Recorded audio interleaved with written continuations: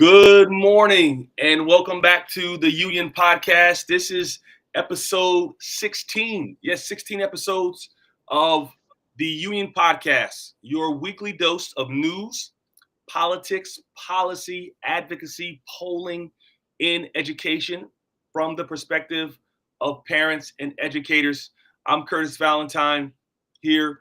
Today is an extra special day coming off of the amazing Spell House homecoming. We have a Spell House edition of the Union Podcast with my amazing sister, my classmate, uh, Alicia Thomas Searcy.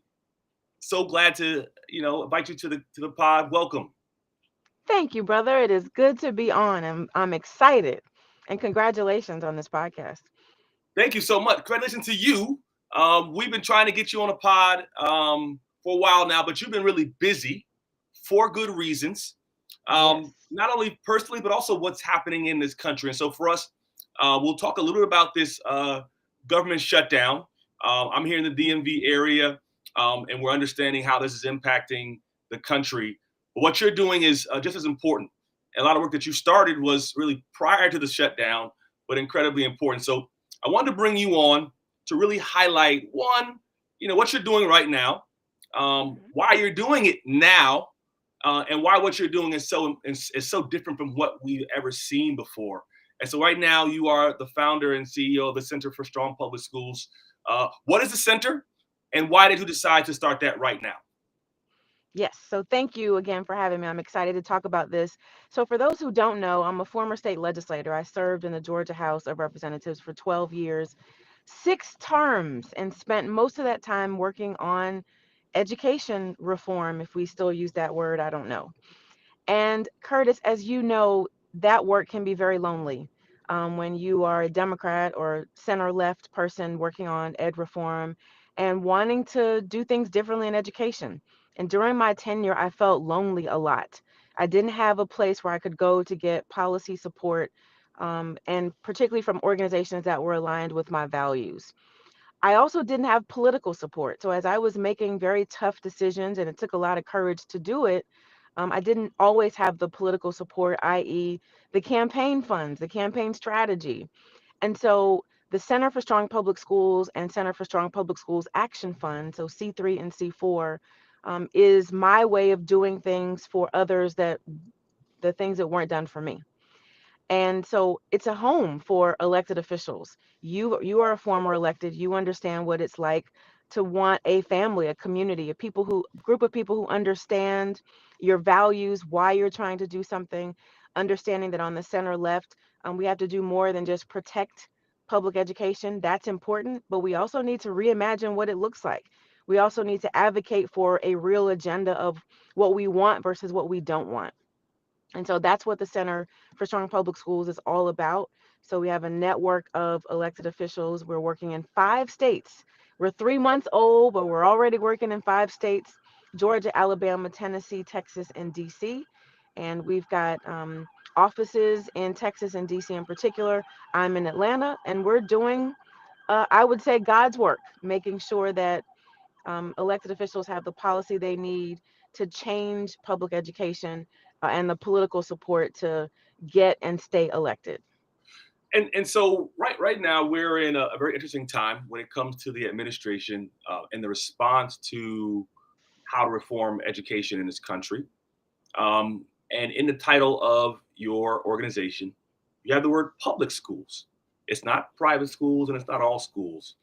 So talk a little about where we are right now as it relates to where the sort of the difference in approaches to how to improve education in this country, and why you put the word public in the title of your organization at this point in time.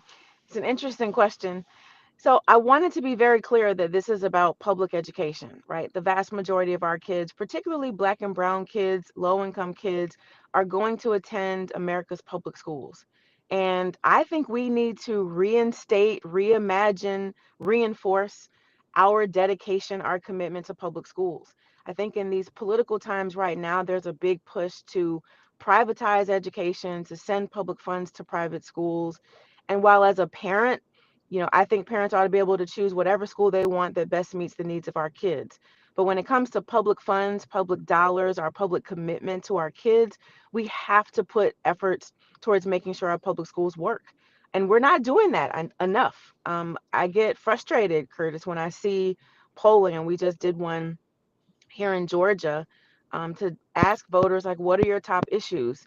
Education continues to be number 6, 7, and 8 on the list.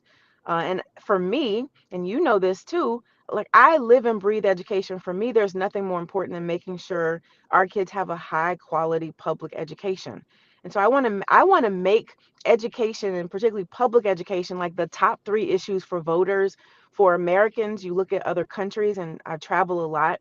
I'm amazed at how education is like the number one priority for a number of these countries. But when it comes to America, that's not the case. Hmm. And that needs to change. And so when I think about accountability systems, and really we call that, ways that we're supporting schools so that they can continuously improve. We talk about funding equity, innovation in public education. We talk about teacher and leader quality. And we talk about literacy. Oh my goodness. We are in a crisis. Hmm. We know the NAEP scores. I know you guys have talked about this a lot on the podcast. We're in a crisis, and why people are not concerned about our literacy rates, I don't get it. But I think at the Center for Strong Public Schools, we're going to make sure that people understand how dire this is and how hard we have to work to reverse these trends. No, that's right. I think I just want to say, sort of in all transparency, I remember the board of this organization. My sister reached out to me and said, brother, I want to keep this quiet for now, but I'm starting something, and it's going to be different than anything else we have. And because of your background, again, you laid out your background as a very courageous the legislator in the state of Georgia, historically elected so at a very young age. Yes. Democratic nominee for state superintendent and all the things in between. So having someone with your background, it is in and of itself unique. A lot of folks who run organizations in this space have never really had to like really sit at the desk and cast a vote publicly and say, and not sort of comment and equivocate about yes, but when you're voting, like I did for 10 years, it's very black and white. You will be judged on that, which rightfully Right. so. So talk a little about when you were starting this organization, how you decided to make it a little different than other organizations that are out there, and how you think this will address the issues we're talking about in a way that we have not seen before. Yeah, I love that question, because what makes us different is that we really are a safe space for elected officials. It is a lonely place sometimes when you are in leadership, to your point, and you've got to press that button, and you have a number of constituency groups that are, pulling at you for their own interest and their, what is it they're trying to accomplish. Doesn't mean it's a bad thing, but you've got to weigh as an elected official, and when it comes to education, what's in the best interest of kids. And sometimes what's in the best interest of kids isn't what adults want to do or want to happen. And so you've got to weigh the politics, the policy. You've got to figure out what's happening in your Democratic caucus, or your, whatever caucus you're in. You've got to figure out what's on your own agenda and what are you trying to accomplish. And so these set of organizations, we are a safe place for elected officials. And so a couple of weeks ago, and you joined us for this, we had our first convening of education policy leaders. And we had school board members and state legislators from 5 different states talking to each other about what's happening in their states, what's happening in their school boards, what are the challenges that they're facing. There's not another place where that's happening in this country that I'm aware of, where they can be in a room with policy experts from around the country. They can think out loud, they can talk about where we're going, and what the tools are that they need to get there. And so this is a safe space, a sacred place, for elected officials to gather. I'm very intentional about creating this space, even down to when they have dinners, as a part of the convening. We don't send staff, we don't send lobbyists and other people, because I need them to be able to let their hair down. This is a tough time politically. Things are so ugly. The rhetoric is so ugly. I went to a school yesterday, Curtis, and I was talking to high school students and asking them, you have this opportunity to, I was with the state senator, to tell them, what do you want to do? What do you want to change in education? And there was a kid there who said, my mom got a letter yesterday saying that we're going to lose our WIC benefits. or Mm, SNAP mm, benefits. It's SNAP benefits, excuse me. And yep. she said, I'm worried about whether or not my mom can afford groceries. And so when you as an elected official are hearing those kinds of stories, you're trying to figure out, what do I do? I understand what's happening federally. I understand the politics that are, I think, keeping us from uh, opening back the government. But what do you say as an elected official to that little girl to understand what she's dealing with, to know she is going home, and instead of her worrying about how to study for her math test, she's trying to figure out, can her mom afford groceries? And so we've got to have a place where elected officials can access resources, they can talk to each other, they can get the support that they need so they can be effective in their roles and serve the people that they've been elected to serve. No, I mean, I think right now, and Carrie and I talk about this a lot, that a lot of organizations that address education um, concentrate, rightfully so, inside the school building, which is where the work happens. Hmm. Oftentimes, not giving full attention to what happens outside of the school building. And right now, particularly with the economy the way it is, the attack on healthcare the way it is right now, the shutdown of the government, places like where I am in Maryland, where you have tens of thousands of government employees right now who just are not getting a check. They're going to churches for food pantry bags. At least this is in 2025. These are folks with jobs. They're going to work.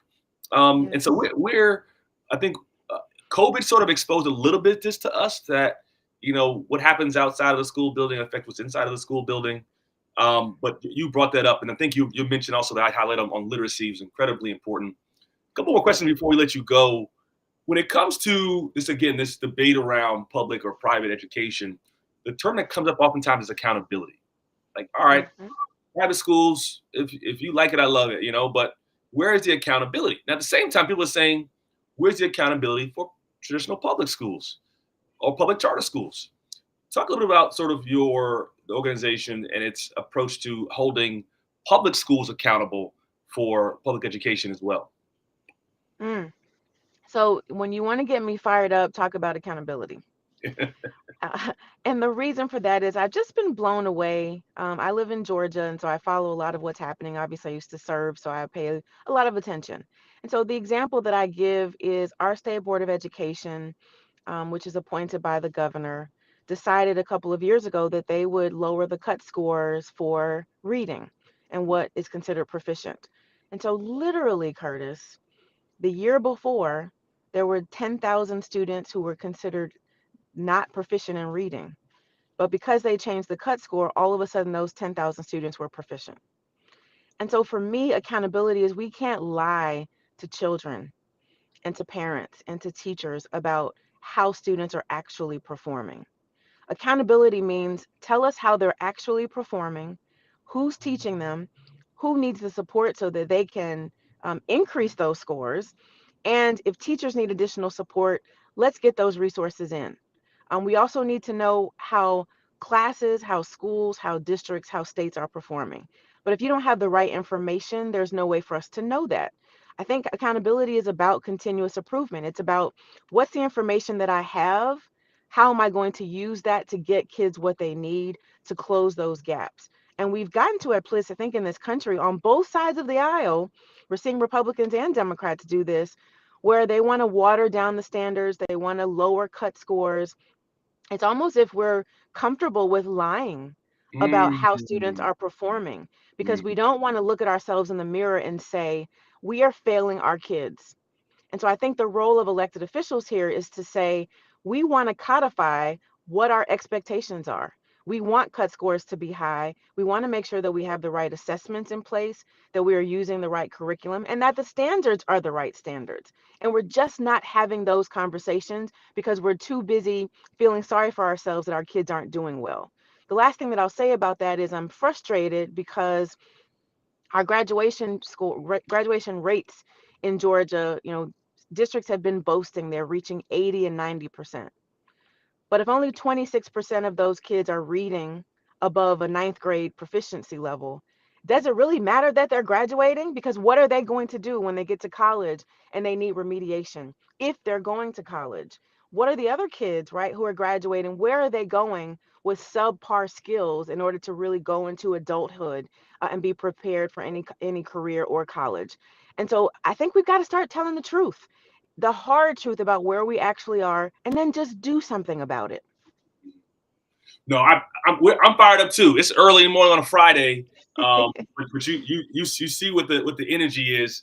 And before we let you go, I mean, for those of you who are wondering, when you start your own organization and you're as passionate about this work as Alicia is, you spend a lot of time in your car traveling, getting back and forth. Yes, you do.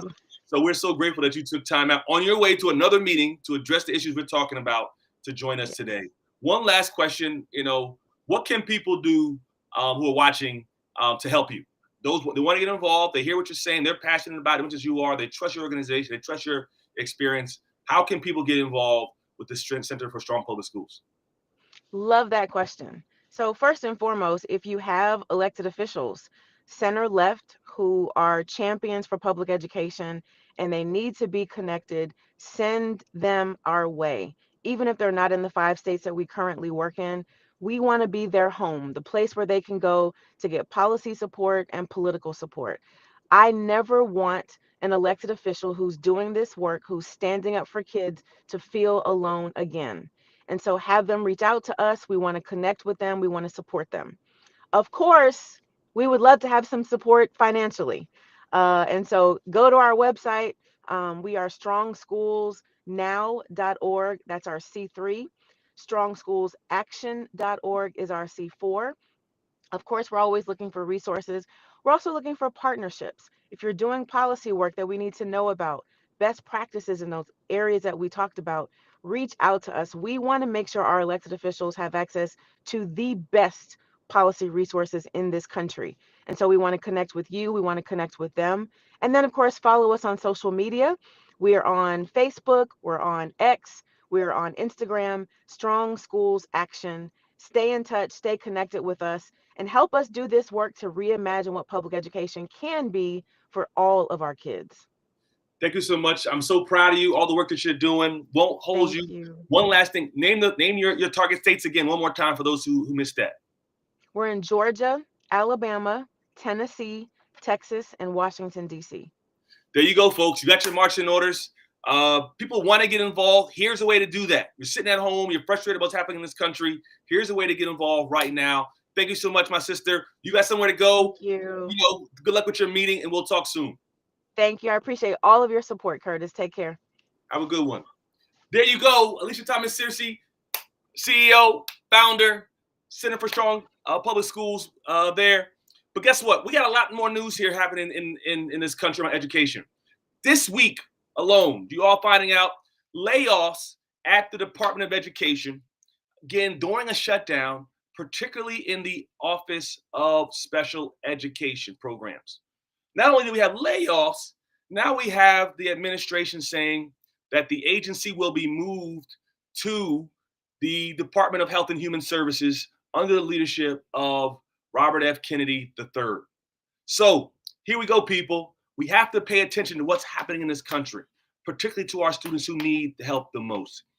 The office that was specifically created to support and make sure that we hold states and school districts accountable for what our students with the most needs get was eliminated.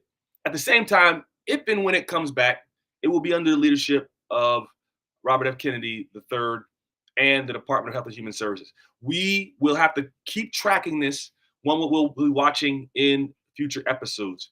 Also, something else we're tracking is some research that I've been following. As you know, strong advocate for school teachers, particularly male educators. Shout out to all the folks from Real Men Teach. But some recent data that came out this week from the American Associations of Colleges and Teachers for Education. What did it say? It said that the number of education degrees awarded in the U.S. has steadily decreased in nearly 2 decades between 2004 and 2023. What does that mean? That means that less and less American students are going to college and getting master's degrees in education that will propel them into the teaching profession. Folks, this is happening in real time. You've been hearing about this probably as long as you remember. that we have a shortage of teachers. But over the last 20 years, we're seeing less and less teachers going into teaching in the traditional route. At the same time, we are seeing a growth in people going into education from the alternative teacher preparation. And so the growth in students completing alternative teacher programs, not based in higher education, between 2013 and 2023, the 10-year interval, increased by 9%. So what does that all mean, Curtis? That means that people who are going into, particularly over the last 10 years, have done so in a very non-traditional route. There are other institutions and opportunities that you can go into teaching that don't involve you going into higher education. That is something that I think we want to pay attention to, particularly for those who are trying to figure out how we get more people into teaching, particularly young people, in a way that's going to get them in, have them prepared, and eventually stay. Lastly, we're seeing more diversity in this space. At least the share of those who are taking traditional education, I mean, going into education from that traditional route of education degrees, that percentage of non-white graduates who've gone into this, particularly the education route, is up 23% in the last 7 or 8 years. Let me say that one more time. The percentage of people who are going into teaching in the traditional route, going into colleges like Morehouse, like Spelman, like you've heard, like University of Maryland, like Michigan State, like places like that, particularly those who are people of color, have gone up by 23%. So we're seeing again more and more people going into education in a non-traditional route, and more people going into education who are people of color. So again, we want to keep track of these things as we're monitoring the sort of the education field. Those of you who are following education, some of you all know this already. Some of you all have got your bachelor's degrees in the last 5 or 10 years, and you saw the change. Some of you actually were got into the classroom through an alternative route, and you also have seen this in real time. But now the research is catching up. The question is, what do we do now? We want our teaching core to look just like our student core. And so what we do has to be very deliberate, very research-based, data-based, but also in line with where the country is. We also see that less and less men in particular are going into college in a traditional route. And so as we move forward with a lot of our future episodes, we'll look at sort of teacher apprenticeship programs.